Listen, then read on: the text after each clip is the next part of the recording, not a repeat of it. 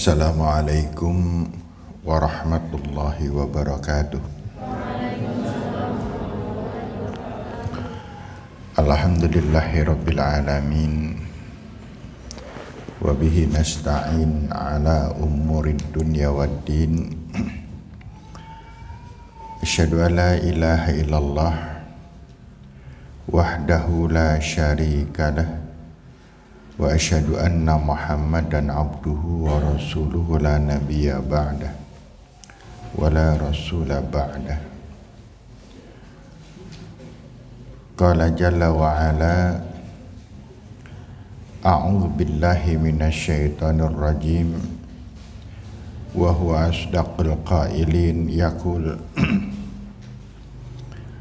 wal waznu yawma idzinil haqq faman sakulat mawazinuh faulaika humul muflihun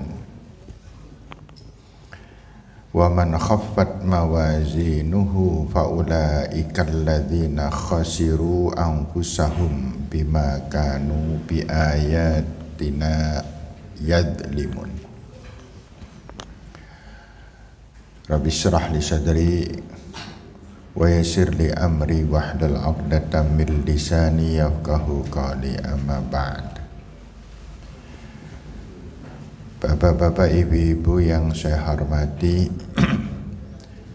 seluruh saja yang hadir, adik-adik panti lama dan panti baru. Ini yang putra yang baru yang mana? 1, 2, 3, 4. Ya.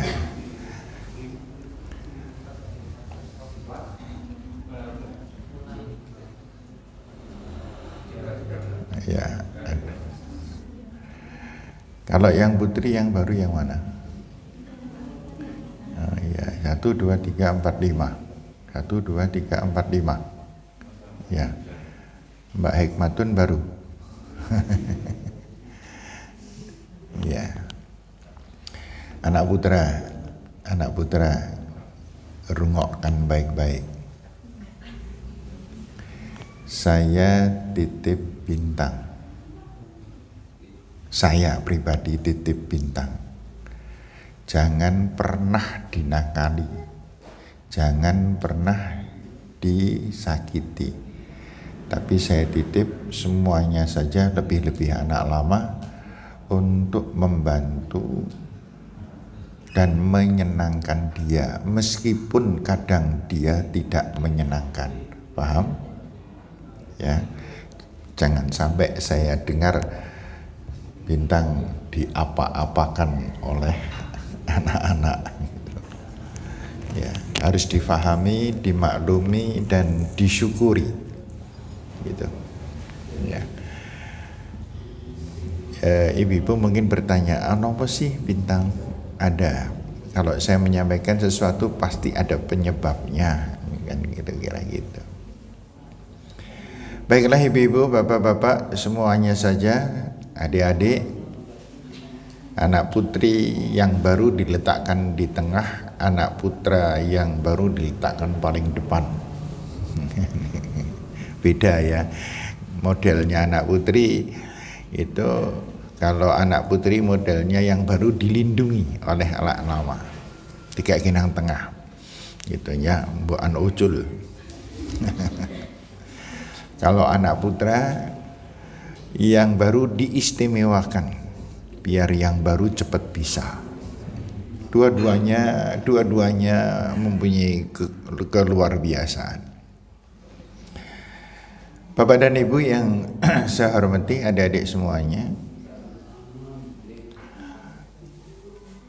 kita ini hidup di dunia ketika Allah Subhanahu wa taala mengatakan wabtaghi fi ma atakallah daral akhirah,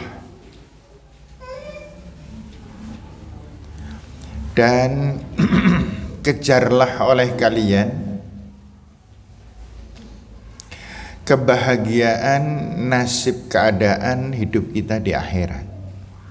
Itu yang diutamakan oleh Allah Subhanahu wa taala. Allah di dalam ayat ini menjelaskan dan mempunyai kesan bahwa dunia itu adalah nomor sekian. Jangan mementingkan dunia. Karena kalau kita mementingkan dunia, kita nggak dapat akhirat. Tetapi kalau kita mementingkan akhirat, dunianya malah mendapatkan banyak. Di dalam sebuah hadis Rasulullah sallallahu alaihi wasallam pernah mengatakan, wallahi mad dunya fil akhirah illa mithlu ma yaj'alu ahadakum isba'ahu hadhi wa asyara Yahya bis syababah fil yami fal yangdur bima tazrij atau bima tarya. Rasulullah sallallahu alaihi wasallam itu menjelaskan bahwa keadaan dunia dengan seluruh kehidupannya itu kalau dibandingkan dengan akhirat, maka permisalannya persis seperti kalau kita mencelupkan jari telunjuk kita di dalam air laut. Lah, yang netes dari jari kita itulah hidup di dunia. Sedangkan akhirat adalah lautannya. Saya ulang, ini penting ya, untuk terutama untuk adik-adik, ya, terutama untuk adik-adik baik yang muda maupun yang tua. Hidup di dunia ini, kata Rasul sallallahu alaihi wasallam, adalah perkara yang sangat kecil, perkara yang tidak perlu kita jadikan tujuan dan selalu dipentingkan.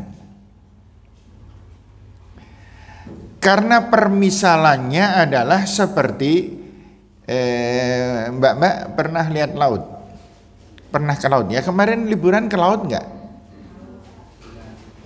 Yang itu yang kemarin sama Pak Anang itu ke laut nggak sih? Oh, salah.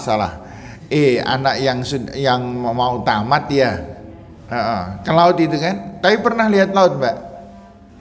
Yang baru pernah lihat laut? Yang baru pernah lihat laut? Pernah? Menjer.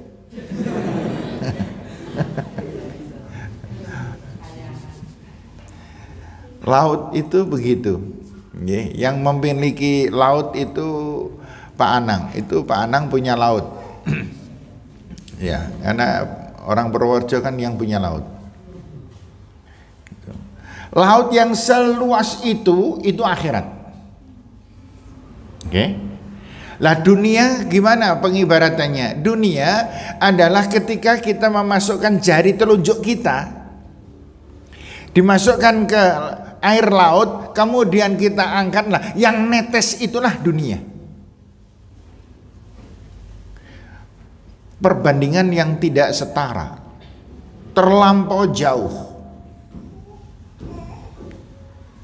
sehingga apa yang kita lakukan di dunia itu hanya setetes saja dari lautan, sedikit sekali dunia itu.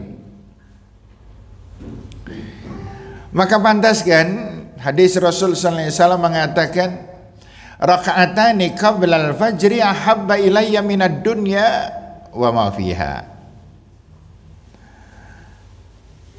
Pahalanya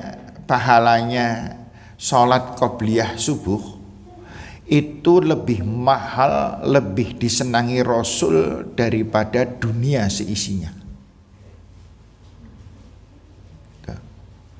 Itu artinya bahwa dunia yang sekarang sedang kita hadapi itu adalah persoalan yang sangat remeh, di mana apabila kita konsentrasi segala sesuatunya demi akhirat, maka kita dapat dunianya malah. Tetapi kalau konsentrasi kita di dunia demi dunia tanpa kita memikirkan akhirat, maka kita tidak mendapatkan apa-apa di akhirat.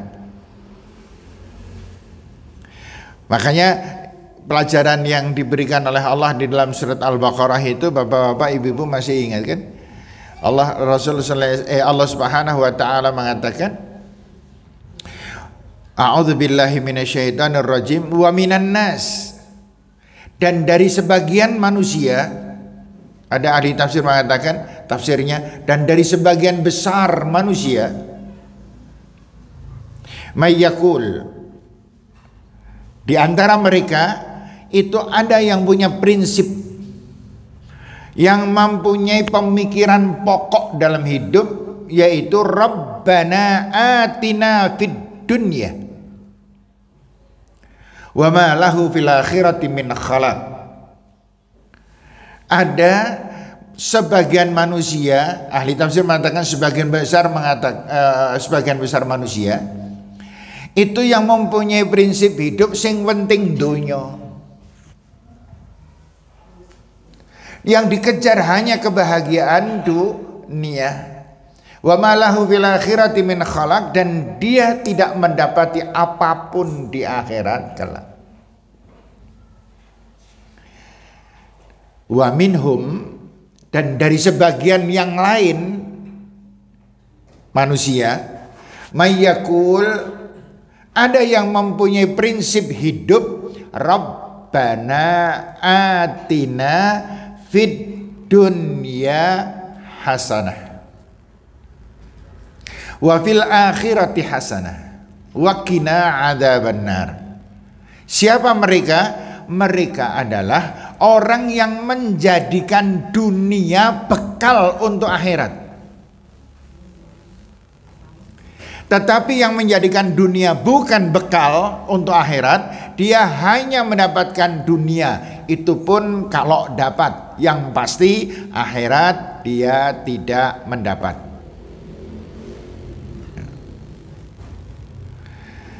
Ada enggak orang yang mengeluarkan dana nyumbang tetapi dia tidak mendapatkan pahala? Ada enggak? Banyak. Ada enggak orang yang sepertinya dia melaksanakan agama tapi dia tidak mendapatkan? Siapa di antaranya? Di antaranya adalah orang yang berkorban. Kok nggak dapat? Iya, karena dalam hatinya dia mengatakan nyong nek ora korban ora kepenak. Sebab tetangga itu korban, Pak Anang korban, Pak Sanipan korban, Pak Jamiat korban, Pak Derajat korban, Grinyong ora. Itu. Ini adalah orang yang tidak mengharapkan akhirat, sing penting donya selamat.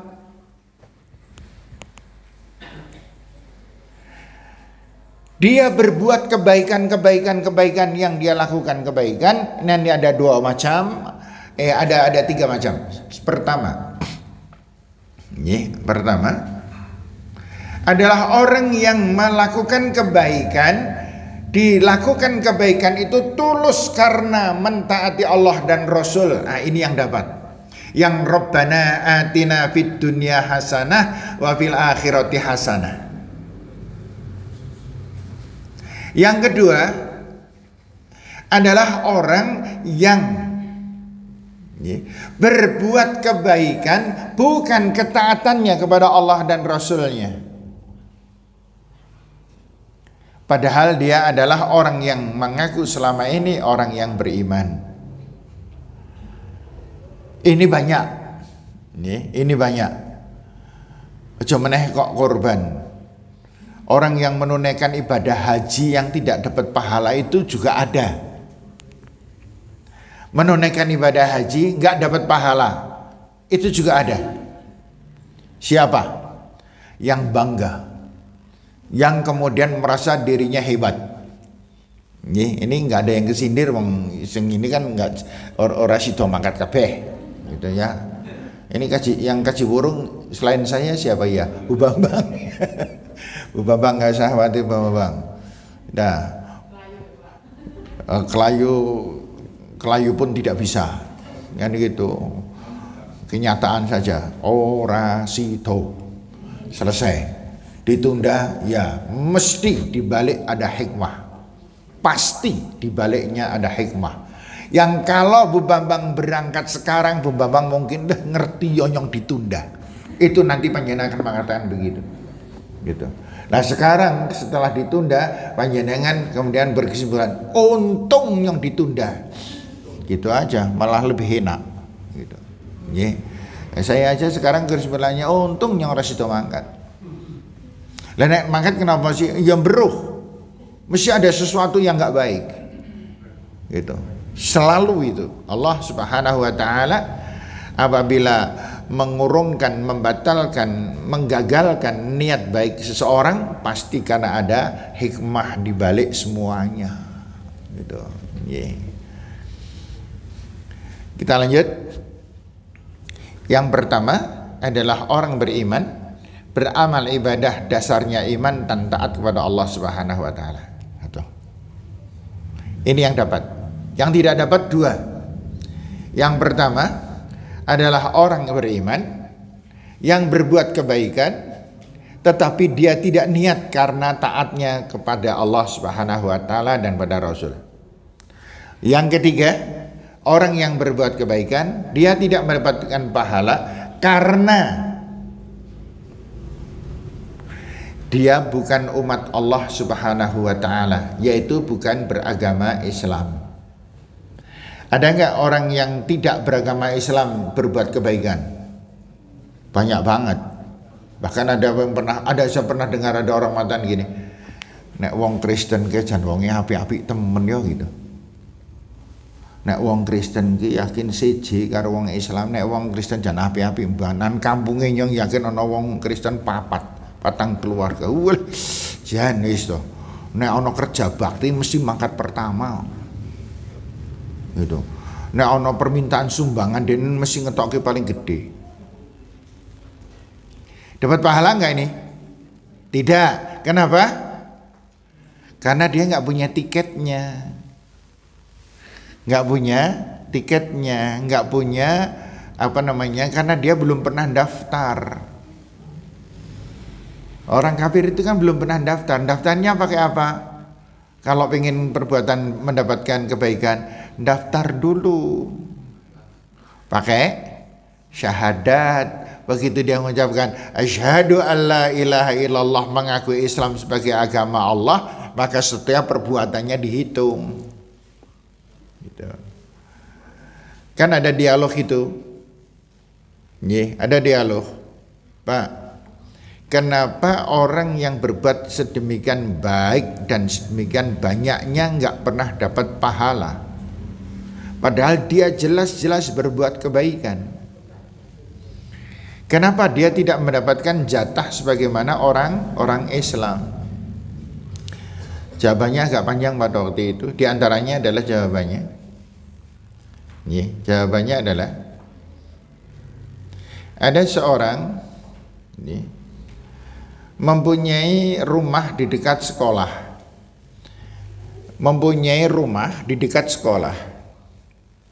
Jadi rumahnya itu beginilah kira-kira.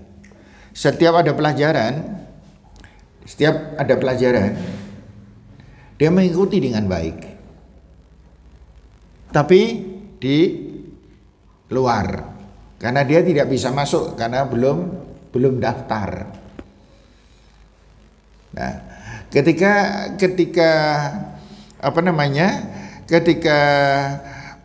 pelajaran itu berlangsung, ada tes semester. Dia ikut nggak? Tidak ikut, nggak terdaftar. Tetapi anak ini pinternya luar biasa. ketika lulus, semuanya sudah lulus, kemudian diwisuda, dia ikut wisuda enggak? Tidak. Kalau itu perguruan tinggi, dia dapat gelar enggak? Tidak. Kenapa? Karena dia tidak daftar. Sama dengan orang Islam berbuat kebaikan. Orang di luar Islam ikut berbuat kebaikan. Kemarin saya mendengar di bulan Ramadan itu ada orang, orang Wonosobo, meripati agak sipit, gitu. Itu kalau bulan Ramadan dia selalu puasa. Ada orang tanya, "Kok engkau nek Ramadan poso apa?" "Oh, anyong poso." "Ya 30 dina." "Ya 30 dina." "Lho kok poso kenapa?" "Poso kan menyehatkan." "Nyong percaya gue, nek poso menyehatkan." Dapat pahala enggak? Tidak dapat. Kenapa? Karena dia belum daftar. Belum daftar. Sehingga ibu-ibu sekalian, bapak-bapak yang saya hormati, persoalan yang menjadi persoalan kita adalah yang pertama tadi. Kita ini umat Islam, kita ngaku beriman. Ketika kita berbuat kebaikan, kita mempunyai tujuan apa, niat apa. Kalau niatnya adalah karena ketaatan, kepatuhan pada Allah dan Rasul, kita dapat. Nah, sekarang makanya di dalam hadis yang lain itu Rasulullah SAW mengatakan, "Innakum fi mamarril lail wan nahar." Kalian semuanya itu berada dalam perputaran perjalanan siang dan malam. Betul ya? Kita kan dalam perjalanan itu, perjalanan hidup di dunia itu ngalami siang malam, siang malam, siang malam. Mbak, jenengan ngalami siang malam sudah berapa kali? Wis entuk bengi ping piro, siang ping piro. Nah, hitunglah itu umurmu. Paham? Bapak-bapak, panjenengan pernah netel tanggalan berapa kali? Iya. Saya netel tanggalan itu sudah banyak, sudah 64 tanggalan. Mana tanggalan? Gitu. Nah itu kayak itu tuh saya sudah menamatkan 64 tanggalan gitu. Wow, nak didol lumayan itu. Pirang kilo itu. Ya. Di sini ada yang unda-undi seperti Pak Jamiat itu sudah menetelkan tanggalan kurang lebih 66 tanggalan. Kurang lebih, gitu.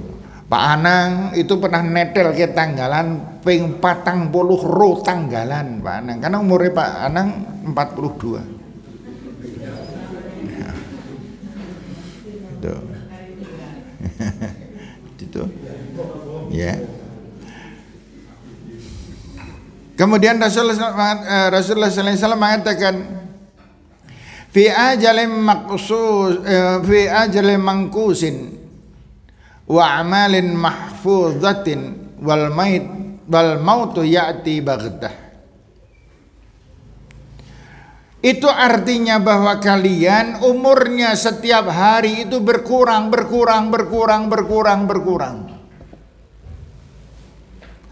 Setiap hari umur kita berkurang.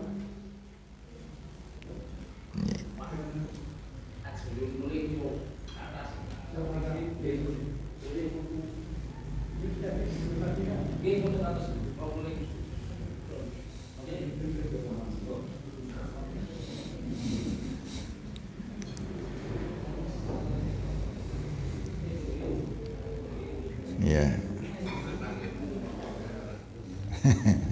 Kita lanjut ya. Ini adik-adik mudeng nggak kata-kata umur kita berkurang? Mudeng ya? Contoh ya. Di sini tadi yang bawa acara siapa namanya? Nilam, Mbak, mana Mbak Nilam? Awas deh. Iya, ngerubah jeneng.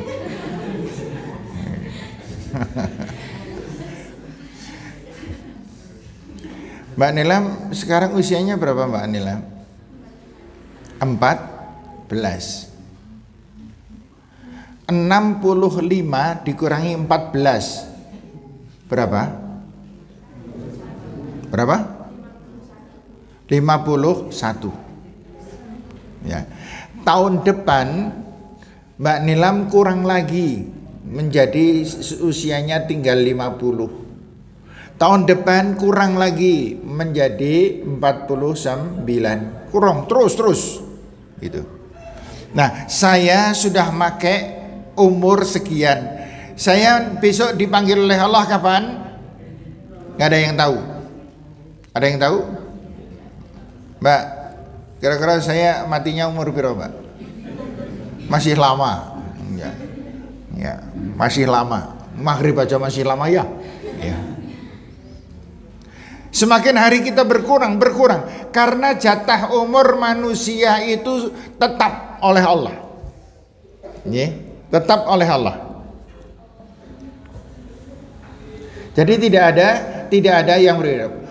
Ustadz Muadzin itu besok meninggalnya misalnya umur 74 tahun. Itu sudah patokan segitu. Hanya perlu diikhtiari gitu. Jangan kemudian saya khawatir kalau Pak Muadzin tahu umurnya besok meninggal 74 tahun kemudian alah berarti saya suwi gitu kan. Berarti yang takdir mati ikin suwi gitu. Khawatirnya kalau diberitahu nanti Pak Muadzin nyebrang dalan orang nengok kanan kiri gitu. Merono nyakin suwi umur ora bakalan mati ora lah gitu. Iya, ketabrak juga enggak? Ya ketabrak gitu. Meninggal enggak? Tidak.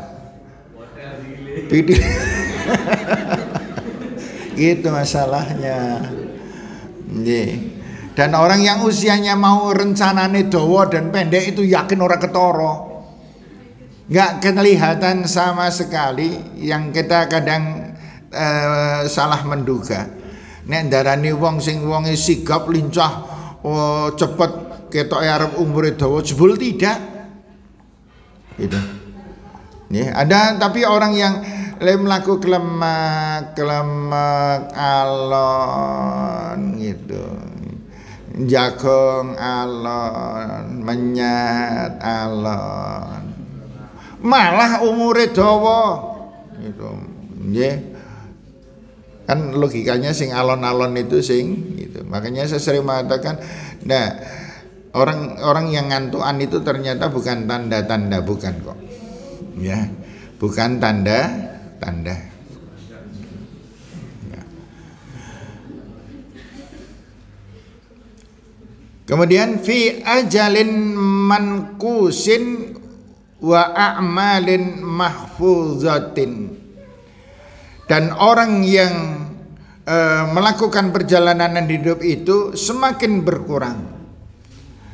Kemudian wa a'malin mahfuzatin, dan amal ibadah yang selalu dicatat.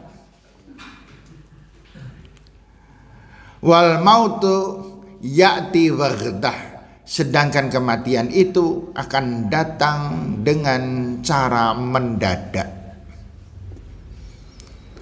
Tidak ada kaitannya sakit dengan kematian, itu tidak ada hubungannya. Tidak menjadi hubungan.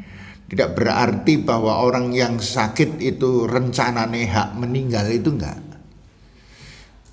Panjenengan ibu-ibu bapak kalau sedang sakit enggak usah mikir wah kayaknya meh mati kayaknya cara nikah ini kan gitu. Ndak, belum tentu. Belum tentu. Makanya di sini ini yang penting. Faman zara'a khairan fayushika ayyah sudah raghbatan. Maka siapapun yang di dunia ini zara'a, menanam kebaikan, maka dia akan memanen juga kebaikan. Kapan menanamnya? Sekarang di dunia. Berapa lama kita menanam? Nggak tahu. Ada yang usianya 80, 84, 85, masih sehat, segar bugar, masih bisa beramal ibadah, menanam terus kebaikan-kebaikan. Maka orang yang menanam dialah yang mengetam, bahasanya kan gitu. Maka waman zara'a syarran, dan siapa yang menanam kejelekan, maka dia pun juga akan mengetam atau yahsudu nadamatan, dia akan memanen penyesalan. Kapan menyesalnya? Di dunia? Tidak. Panjenengan gini nih ibu bapak, ojo meneh kok sing berbuat jelek. Wong yang berbuat kebaikan terus di dunia itu nanti di akhirat juga menyesal kok. Leh nek ngerti kaya ngene ya gitu. Kan makanya di dalam surat Al-Munafikun ayat 10 itu kan Allah mengatakan a'udzubillahi minasyaitonir rajim wa anfiqu mimma razaqnakum min qabli ayyatiya ahadakumul maut fayaqulu rabbi laula akhartani ila ajalin qarib fa as-saddaqa wa akum minas salihin. Siapa yang mengeluh ini? Siapa yang mengatakan, duh Allah, kalau engkau berkenan mengembalikan hamba ke dunia ya Allah barang sebentar saja. Siapa yang mengeluh ini? Orang yang senang sedekah, orang yang senang berbuat kebaikan. Itu pun juga menyesal, apalagi gitu. Kenapa kok orang-orang ibu-ibu, bapak, panjenengan besok di alam kubur menyesal loh. Menyesalnya apa? Ya Allah, yang biar dunia kok orang ini gitu. Padahal panjenengan sudah kategori yang baik. Itu pun menyesal, apalagi yang tidak berbuat kebaikan. Yang seneng sedekah aja mengatakan Rabbi laula akhartani ila ajalin qarib fa as-saddaqa wa akum minas salihin. Duh Allah, apabila engkau berkenan menunda kematian hamba, maka yang difikirkan orang ini adalah ya Allah, ngerti yo kae. Ya Allah, kae duit kae ngerti yo tak infakno wae ya. Karena apa? Karena ketika dia meninggal dunia di rekening masih ada uang. Menyesalnya bukan main. Dia kemudian ya Allah, ketika saya hidup itu, tanah itu ya Allah wis tak tuku, dengar tak bangun ora duwe duwite, leh ngerti tak wakafno wae lah. Penyesalannya banyak sekali. Kapan itu? Ya kalau sudah kita ra'awul azab, kalau seseorang itu sudah melihat azab, maka dia akan selalu menyesali hal tersebut. Walikulli zari'im mithlu ma zara', dan setiap yang menanam dia akan mendapatkan panenan dengan sesuai dengan tanamannya. Sebanyak apa yang kita tanam, sebanyak itu panenan besok di akhirat. Sebanyak apa yang ikhlas, maka sebanyak itu yang kita paneni. Sebanyak apa yang palsu, sebanyak itu terjadi penyesalan. Yang tadi saya katakan di depan, ada orang menunaikan ibadah haji, ternyata dia bukan ikhlas karena Allah, hanya bangga-banggaan. Dia bisa menunaikan ibadah haji itu wah sudah satu hal yang kata luar biasa. Dia sering batin ketika sudah resmi gitu ya. Sudah resmi jadi calon gitu ya. Kalau Bu Bambang kan penggabung, ini nggak jadi. Ya, sama dengan saya. Itu sudah resmi, sudah tamu sudah mulai datang, itu sudah ada yang batin. Alhamdulillahnya sudah mangkat haji. Yang yakin gitu nganti ketar-ketir bukae mbiyen daftar, nyong langsung daftar. Bukae malah ora mangkat wis ketuan. Alhamdulillah nyong sida mangkat dais kae.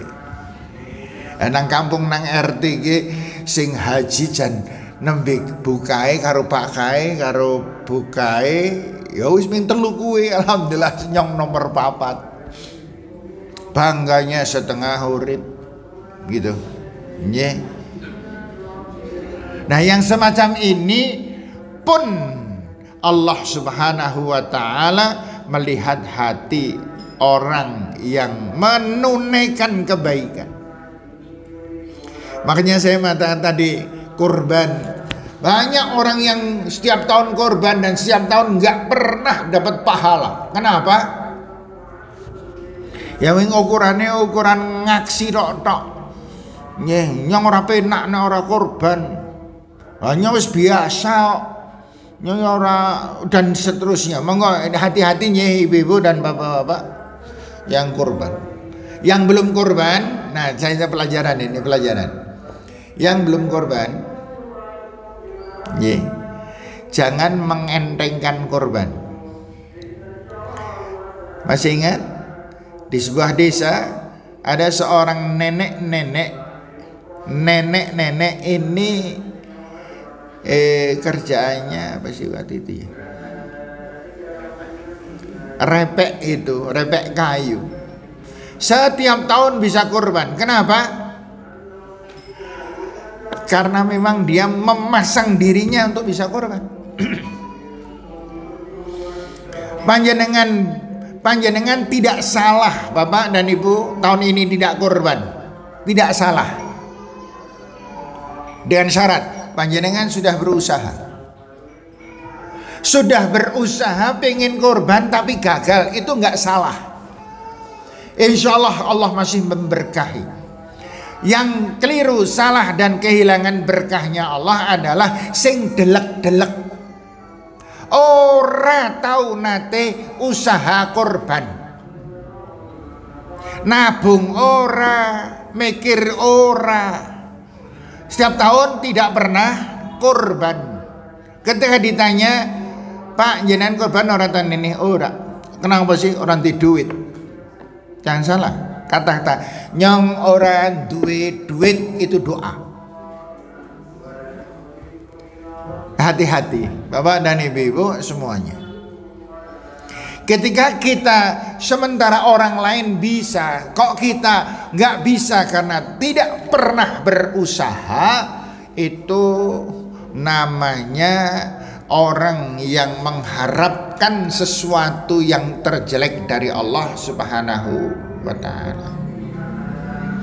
Ada seorang ibu wadul dengan saya, rodok sedikit merbes mili. Saya rodok kaget, ini ada apa? Ketika selesai pengajian, ibu ini kok tidak kondur, dia lenggah aja. Orang-orang sudah keluar semuanya, ibu ini deketi saya, Pak Haris, kalau kok lingsem kalih Gusti Allah, lingsem, malu. Wonten menapa Bu? Ya, ten Pak Haris. Nang Pak Haris sampun ngendika sinten-sinten nggih. Saya nggak matur pada panjenengan Bu siapa lo ya. Itu ini saya ambilkan pelajarannya saja. Kok malu kenapa Bu? Estunipun kula niku Pak Haris nek kurban saged mung kawan tahun sepindah. Kula niku nek kurban samben 4 tahun sekali. Kok saged ngeten Bu? Nggih Pak Haris. Soale kula niku nek dong napa nek dong hari-hari biasa niku kula berusaha nabung Pak Haris. Mungkin nek pun tabungan niku ketat, kula mboten nate ngotek-otek tabungan niku. Mungkin nek dong pas ajeng lebaran niku mungkin tak buka. Biasanya tahun pertama niku paling-paling entuk sekitar 1 juta. Nggih pun tak tutup melih, tak lakban meneh. Klotahan. Lah kok sing tahun niki niku tahun kedua niku kula jan gelo banget iki. Tak buka niku pun 2 tahun tak buka isine 1.600.000 Paris. Lah mikir ya Allah, kok rezeki ini yang rada alet ya. Kemudian saya lakban lagi Pak Haris. Tahun ketiga Pak Haris, saya itu hanya dapat 3 juta kurang, 2,5 lebih sedikit. Padahal pengumumannya kurban itu sekarang adalah 3.300.000, 3 juta sekian. Akhirnya saya lakban kembali Pak Haris tabungan itu. Nah baru 1 tahun kemudian menjelang lebaran tahun yang keempat saya buka lagi lakbannya dan saya sudah mendapatkan 3.400.000.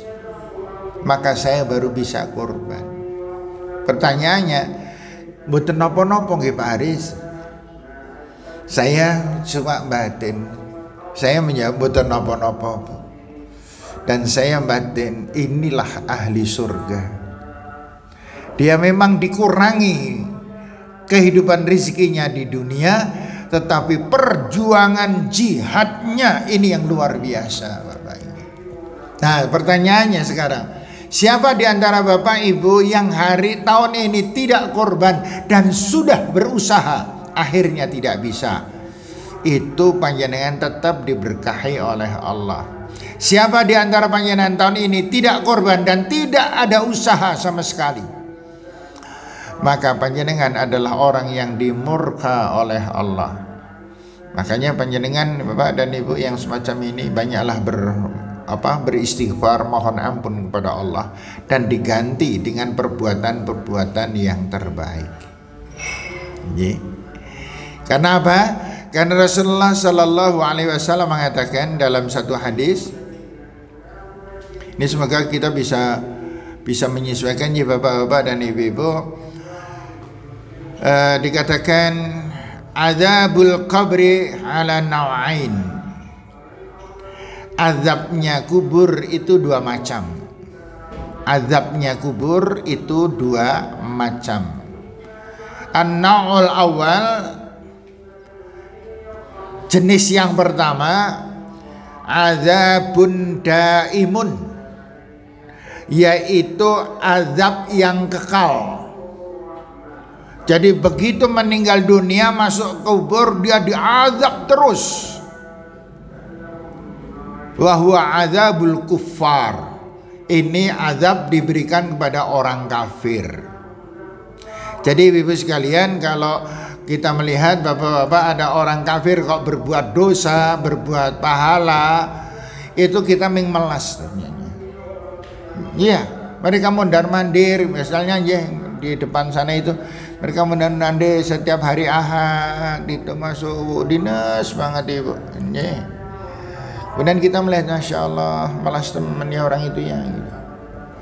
Kalau ada orang yang melakukan perbuatan-perbuatan maksiat dan dia kafir, itu mendapatkan azabun daim, azab yang kekal, wa huwa azabul kuffar. Kama qala Allah Ta'ala, a'udzu billahi minasyaitonir rajim, an-naru yu'raduna 'alaiha ghuduwan wa 'ashiyya. Api neraka selalu menyelubungi keadaan mereka itu dari pagi sampai malam. Artinya 24 jam dia mendapatkan siksa dari Allah Subhanahu wa ta'ala. Siapa? Al-kuffar, orang yang kafir. Sekarang yang kedua, an-na'usani, jenis yang kedua. Jadi azab siksa jenis pertama adalah untuk orang-orang yang yang kafir. Sedangkan na'usani yakunu ila muddatin thumma yunqati. Ini berlaku beberapa lama kemudian dihentikan. Azab yang diberikan kepada seseorang di awal dia mendapat azab, tiba-tiba azab itu dihentikan. Siapa yang mendapat ini? Wa huwa adzabu ba'dul asati minal mu'minin, yaitu azabnya azab yang diberikan kepada orang-orang yang beriman. Awalnya disiksa terlebih dahulu, setelah sekian lama kemudian dihentikan. Kenapa kok dihentikan? Wa yu'adzibu bihasbi jaramihi tsumma yukhaffif anhu. Disiksa sesuai dengan dosa-dosanya dan kemudian yukhaffif anhu, diberi keringanan darinya. Dan ada juga wa yanqati'u anhul adzab bisababi du'a. Dan azab itu dihentikan bisa terjadi karena satu, doa. Doa orang yang ditinggal itu menghentikan azab. Apalagi doa itu adalah doa anak-anak.